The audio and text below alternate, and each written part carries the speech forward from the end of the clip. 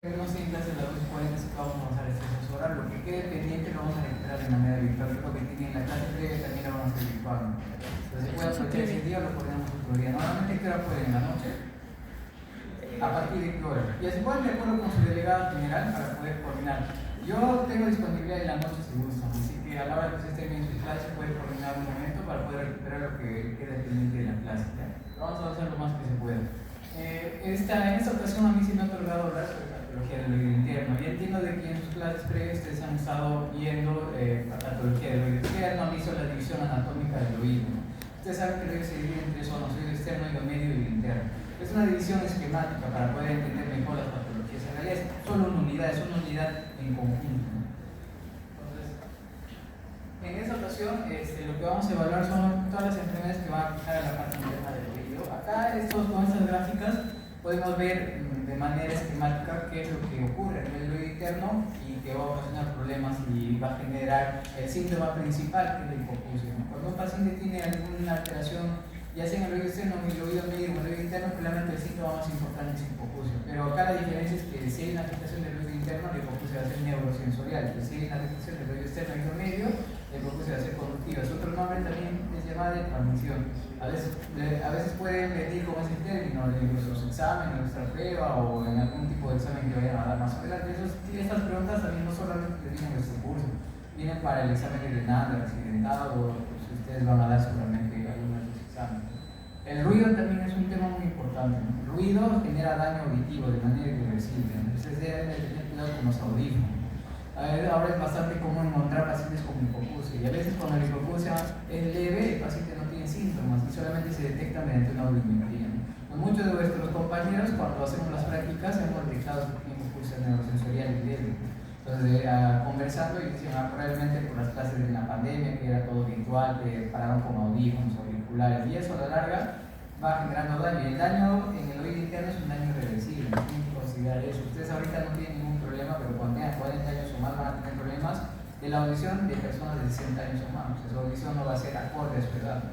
Entonces, cuídense del ruido, ese es el mensaje también de las clases. Ustedes y eso también orienten a vuestros pacientes. El ruido elevado por encima de los 85 decibeles causa daño irreversible. Y como les comento, cuando la hipoacusia es leve, a veces el síntoma da. Entonces, siempre es importante, si ustedes creen que han estado expuestos a ruido durante mucho tiempo, hacerse una audiometría no sería de más, porque así van a ustedes tener un basal y van a ver qué cuidados deben tener para adelante. Entonces, lo que vamos a ver en esta clase va a ser anatomía del oído interno brevemente, la patología, el tipo de hipoacusia neurosensoriales y también las pruebas audiológicas. Ya ustedes saben, el oído se divide en tres zonas de manera esquemática. ¿Saben si acá hay láser o tienen puntero láser? ¿Saben? No. Pues vamos a ver. Así lo ver. Entonces, el oído se divide en tres zonas. Ya les dije que es una división esquemática, en realidad es todo unidad. Lo que nos atañe el día de hoy es hablar sobre el oído interno. En el oído interno, ¿qué estructuras encontramos? Principalmente la cóclea y los canales semicirculares. Entonces, tengan en cuenta eso. Entonces, en el oído interno, el octavo par craneal no solamente se encarga de la audición, también hay un área que se encarga del equilibrio. Entonces, por eso, cualquier patología del oído interno puede tener alteraciones del equilibrio y no solamente pérdida auditiva. En este caso, el oído interno se va a dividir en dos zonas: el laberinto posterior, que tiene relación con los conductos semicirculares, y es el área del equilibrio. El laberinto anterior, que es donde va a estar la cóclea, que es el área auditiva. Vuestra clase con el docente que estaba previamente conmigo van a tratar ya de la parte del laberinto posterior y la parte de las alteraciones del equilibrio. Entonces, la cóclea, que es el área auditiva del oído interno, es una estructura ósea, en forma de caracol, por eso lleva ese nombre. Nos da dos vueltas o dos vueltas y medias, hasta 2-3 cuartos de vueltas sobre su propio eje. Este es un corte transversal. Si ustedes hacen un corte en este sentido de la cóclea, van a ver que dentro de la cóclea van a haber estructuras y van a haber rampas. Cada una de estas son rampas. Esta es la rampa vestibular, la rampa media y la rampa timpánica, que va a caracterizarse por ciertos puntos. Por ejemplo, en este corte histológico podemos observar, esta es la rampa vestibular, esta es la rampa media, esta es la rampa coclear. Entonces, de esas tres rampas, la más importante es la rampa media con coclear, porque acá está el órgano de Corti, que es el órgano principal de la audición. El órgano de Corti van a estar las células externas y las células internas. Entonces, este es justamente un corte ahí. Acá en la rampa media, que es la rampa media o conducto coclear, va a estar el órgano de Corti. El órgano de Corti va a estar apoyado sobre la membrana basilar que la va a separar de la rampa timpánica. Y la rampa media va a estar separada de la rampa vestibular, que es esta zona de acá, pero de la membrana del Leitner. Entonces, rampa vestibular separada de la rampa media por la membrana del Leitner, y la rampa media, y el conducto coclear por rampa media va a estar separada de la rampa timpánica por la membrana basilar. Es decir, sobre la membrana basilar va a estar el órgano de Corti, que es el órgano principal de la audición. ¿Qué es lo que vamos a encontrar en el órgano de Corti? Células ciliadas externas, células ciliadas internas, la membrana tectórica que va a estar apoyada, que va a estar encima de estas células ciliadas, y la estrella vascular. ¿Cuál es la importancia de la estrella vascular? Porque esta va a ser la encargada de secretar permanentemente iones potasio a la rampa media. Y eso es lo que va a caracterizar que la rampa media esté rodeada de endolinfa. La endolinfa es rica en potasio. Entonces, en este corte lo que tenemos que considerar, ya sabemos que esta es la rampa vestibular, esta es la rampa media y esta es la rampa timpánica. Tanto la rampa vestibular como la rampa timpánica van a estar contenidas de perilinfa, esta y esta. Y la rampa media va a estar caracterizada porque va a contener endolinfa. Y la endolinfa, ¿cuál es su característica principal? Que va a ser rica en iones potasio. ¿Quién es encargada de que esta sea rica en iones potasio? La estrella vascular, que estaría acá, a ese nivel. Entonces, esta estrella vascular va a estar permanentemente secretando iones potasio en la rampa media. ¿Y por qué es importante esta estructura? ¿Por qué es importante el órgano de Corti? Ahora lo vamos a ver. Por ejemplo, acá es una forma esquemática de entender qué es lo que pasa cuando nosotros estamos expuestos a algún ruido. Entonces, el ruido es una onda sonora, una onda física. Entonces, lo que vamos a hacer cuando nosotros estamos escuchando algo, escuchamos música, estamos en un lugar donde hay ruido, las ondas sonoras van a viajar a través del pabellón auricular y el conducto auditivo externo. Entonces, lo que va a hacer es que esas ondas sonoras van a vibrar la membrana timpánica, que como saben divide el oído externo del oído medio. Al vibrar la membrana timpánica por cualquier sonido, lo que va a ocurrir es que la cadena auricular, los vecinos del oído también van a vibrar. Y este último vecino que es el estribo va a estar en relación con la ventana oval. Entonces, lo que va a suceder es, escuchamos un sonido, vibra la membrana timpánica, a su vez va a vibrar la cadena auricular, por lo tanto también el estribo, y va a vibrar toda esta estructura de la cóclea. Y ya a partir de acá, todo lo que vamos a ver en la cóclea. Este es el huesillo del oído, el martillo, el yunque estribo. El estribo va a estar en relación a la ventana oval, que ya pertenece ya a la cóclea. Entonces, lo que va a suceder es que esta cadena circular va a vibrar el estribo y la ventana oval, y lo que va a suceder es que dentro de la cóclea, como yo les había manifestado, va a haber líquido, va a haber perilinfa y va a haber endolinfa en la rampa media. Esta es la equivalencia. Aquí está la rampa vestibular, rampa media y rampa timpánica. Y lo que ocurre acá en este corte sería de que esta sería la rampa vestibular, rampa media y rampa timpánica. Entonces, lo que va a ocurrir, vibra la ventana oval y la perilinfa va a empezar a vibrar también. Y lo que va a suceder es que lo que está debajo de la perilinfa, es decir, la rampa media, también va a comenzar a vibrar.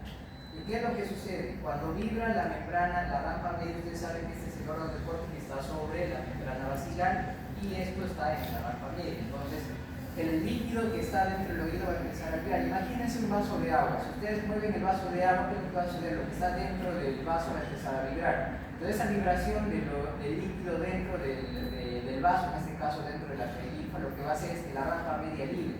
Entonces, esta rampa media y también el órgano de Corti va a comenzar a vibrar. ¿Y por qué es importante esta vibración? ¿Por qué? Porque dentro de las células ciliadas, tanto externas como internas, van a haber unos canales. Primero, canales regulados por movimiento. Es decir, si no hay movimiento de las células, no se aperturan. Si hay movimiento de las células, se van a aperturar estos canales que están en esta zona apical. Y va a ingresar potasio dentro. Ustedes saben que la endolinfa es rica en potasio. Entonces, si se aperturan estos canales, pero para que se aperturen debe haber movimiento. Y para que haya movimiento debe haber sonido. Ya ustedes saben, el sonido va a hacer vibrar la perilinfa. Y por tanto, la endolinfa también, porque son contínuos. Entonces, se movilizan esas células ciliadas y estos canales que no están abiertos, que están cerrados, pero que se van a abrir cuando va a vibrar estas células ciliadas, van a permitir el ingreso de potasio. El ingreso de potasio lo que se va a generar es un potencial de acción, se van a despolarizar estas células ciliadas. Entonces, primero las células ciliadas externas se van a empezar a movilizar más y luego esto van a hacer que a su vez las células ciliadas internas que están acá se movilicen también.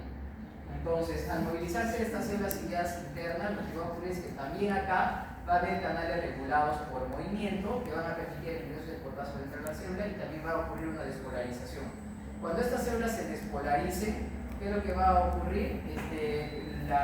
Se van a aperturar otros canales que van a estar en una zona ya vasolateral y esos canales van a permitir el ingreso de calcio, porque esos canales que se aperturan son canales regulados por voltaje. Los de acá arriba son regulados por movimiento. Mientras no haya movimiento, no se apertura. Si hay movimiento, ingresa potasio, se despolariza la célula y esa despolarización va a activar esos canales regulados por voltaje. Y esos canales regulados por voltaje van a permitir el ingreso de calcio dentro de la célula. Entonces, potasio arriba, calcio por este lado. Entonces, cuando ingresa el calcio dentro de la célula, lo que se van a liberar son neurotransmisores que están dentro de la célula ciliar. Y estos neurotransmisores van a estimular a estas células nerviosas y también a estos axones que van a formar el nervio auditivo. Entonces, es así como se explica cómo una onda sonora al final se va a convertir en un impulso eléctrico a través de este proceso que va a ocurrir dentro del órgano del córtex. Hay un tema importante, seguro que ustedes en las prácticas han estado viendo, no siempre la oportunidad de ver audiometría. En las audiometrías lo que hacemos es evaluar en un audiograma las frecuencias agudas y las frecuencias graves. Entonces, ¿cómo el oído distingue cada una de estas frecuencias? Porque va a depender, existe una distribución cronotópica de los sonidos, ¿no? Entonces, dentro de la cóclea, la membrana basilar va a tener una distribución de tal manera que ciertas zonas de la cóclea se estimulen por ciertas frecuencias. Normalmente todo lo que está cercano al oído, lo más externo, va a ser estimulado por frecuencias graves, por frecuencias agudas, perdón, y lo que va a estar alejado va a estimular frecuencias graves. Por eso, las frecuencias graves, como están alejadas de los estímulos sonoros, son las últimas en dañarse cuando hay ruido.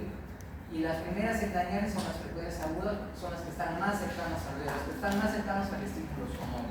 Entonces, por eso, cuando ustedes hagan un audiograma y vean un paciente con una hipoacusia por edad, una presbiacusia, lo que ustedes van a ver es una curva primero normal en frecuencias graves y luego descendente en frecuencias agudas. ¿Por qué? Porque las frecuencias graves son las últimas en afectarse. Si este proceso degenerativo va aumentando con los años, pues las frecuencias graves también se van a afectar. Pero recuerden que son las últimas en afectarse, son las frecuencias graves porque son las que están más alejadas al oído y más alejadas al estímulo sonoro, ¿no? Dentro de la cóclea. Entonces, si hay una afectación del oído interno, ¿cuáles son las manifestaciones? Lo principal va a ser hipoacusia, pero también puede haber de manera paradójica hiperacusia, puede haber sensación de oído tapado, puede haber tinnitus, que es esa sensación de ruido en el oído. El tinnitus también es llamado como acúgenos o zumbidos, son sinónimos, ¿no? Y si va a haber una afectación del laberinto posterior, también va a haber alteración del equilibrio. ¿Cómo se va a manifestar? A través del vértigo, ¿no? Pero es un tema que lo van a ver con su docente que se encarga de ese tema. Ahora nos vamos a abocar al tema del laberinto anterior, que es donde está la cóclea. ¿Y por qué es importante la cóclea? Porque dentro de la cóclea es el órgano de córtex. ¿Qué es lo forma el órgano de córtex? Células ciliares internas, externas, principalmente. Entonces, no se olviden de eso. Entonces, si ya el síntoma principal de una afectación del oído interno va a ser una hipoacusia neurosensorial, recuerden, afectación del oído interno, hipoacusia neurosensorial, lo de percepción. Si hay afectación del oído externo, oído medio, hipoacusia conductiva de transmisión. Eso también es una regla que no se debe olvidar. Entonces, una hipoacusia neurosensorial, que es la afectación del oído interno, puede ser congénito. Entonces, ¿qué patología puede generar una sordera congénita? Y esto, tenganlo en cuenta, puede venir, a veces suele venir en nuestro examen, considérelo, es una posibilidad. Deformidad de Mondini. ¿Qué es lo que la deformidad de Mondini? Es un desarrollo incompleto del laberinto óseo. La cóclea no da en este caso 2 medias o 2/3 de vuelta, da una vuelta y media, es decir, da vueltas incompletas. En la plasia de Nietzsche lo que va a haber es una falta total del oído interno, no solamente de la cóclea, sino también parte inclusive del hueso temporal. En la plasia de Alexander va a haber una plasia del cono peridigital. Y existe también una patología que se llama esclerosis coclear, la cual es un proceso, es una enfermedad en la cual va a haber osificación de las estructuras dentro del oído, inclusive de la cóclea, y eso va a hacer que no se permita movilizar. Recuerden que para que la onda sonora viaje y transmite el sonido, la cadena osicular debe movilizarse. Si la cadena osicular está rígida, la cadena osicular no va a poder vibrar. ¿Por qué es importante que vibre? Porque esa vibración es lo que justamente moviliza la perilinfa y la hidrolinfa. Y recuerden que ese movimiento es importante para que esas células se activen, esos canales se activen por movimiento. Entonces, consideren eso. Acá estos son imágenes tomográficas. Este es un corte coronal, este es un corte axial. Acá, por ejemplo, en la deformidad de Mondini, lo que vemos es que la cóclea no da las vueltas. Acá, mira, solamente parece una vuelta, nada más. Por eso hay un orificio, nada más. La cadena circular está aparentemente bien. Y acá en este corte axial también vemos lo mismo, ¿no? Hay una formación incompleta de la cóclea. Y en la aplasia coclear ahí ya va a haber una cavidad común prácticamente, ¿no? A veces inclusive no vamos a ver la cavidad circular. Existe un signo que nosotros utilizamos para identificar los residuos del oído en la tomografía, que es el signo del cono del lado. La cosa es de, parece que es un cono, parece.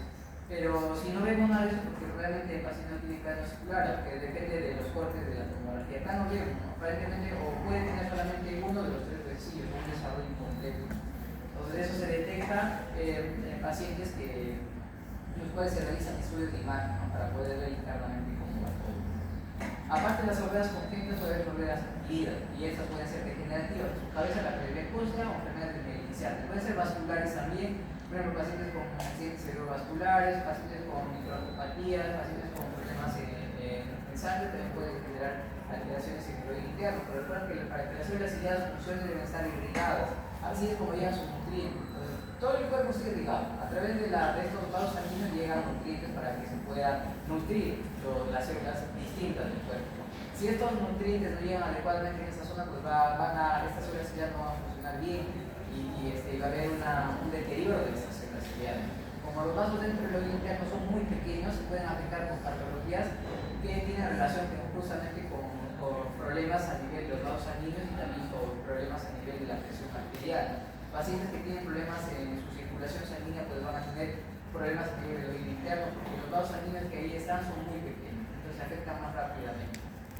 Y también puede haber orígenes traumáticos, pacientes que han tenido accidentes de tránsito, caídas y justamente se han golpeado esta zona auricular pueden desarrollar hipoacusia neurosensorial por daño directo a nivel del hueso temporal. Y el trauma puede ser directo, puede ser acústico. Inclusive puede haber traumas por cambio de presión. Hay gente que, por ejemplo, son buzos o gente que asciende en avión. A veces cuando ese ascenso no se amortigua adecuadamente, tanto en el agua como en el aire, ese cambio brusco de presión arterial puede generar problemas dentro del oído interno.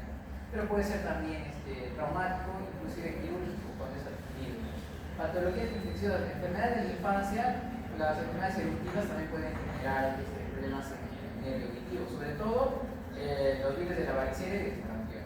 Y enfermedades bacterianas como la meningitis y la sífilis también pueden alterar y causar daño en el nivel del oído interno. Y medicamentos.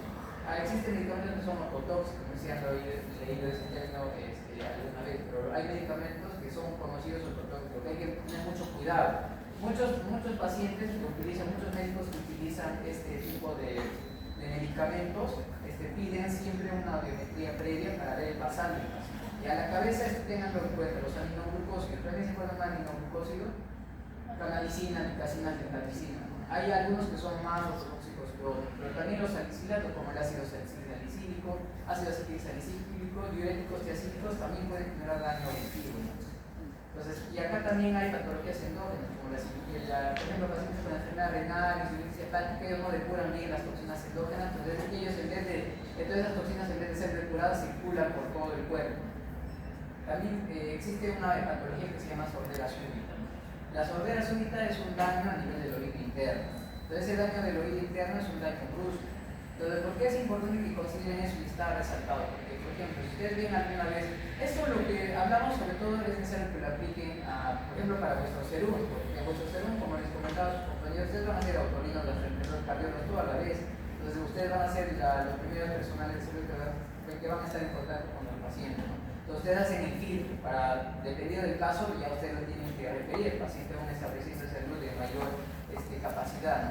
Pero si, por ejemplo, ven, ya sea en nuestra consulta o a algún familiar, de un momento a otro digan que no escuchan bien, entonces tienen que siempre, primero hacer una evaluación otoscópica, verificar si la flora timpánica está bien, no tiene ningún problema. Si no encuentran nada en el oído externo que explique esa baja de la audición, tienen que tener una audiometría, porque puede ser una hipoacusia súbita.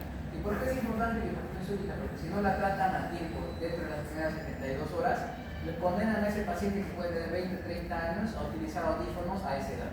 Porque ustedes recuerden que el daño en el oído interno es irreversible.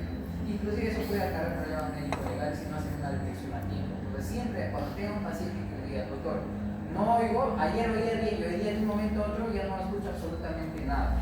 Entonces paren las orejas, verifiquen, hagan otoscopía. Si no encuentran, digamos, un tapón de cerumen que explique ese problema, ven el oído completamente bien, probablemente es una hipoacusia súbita. Entonces tienen que primero, el tratamiento de base es el corticoide.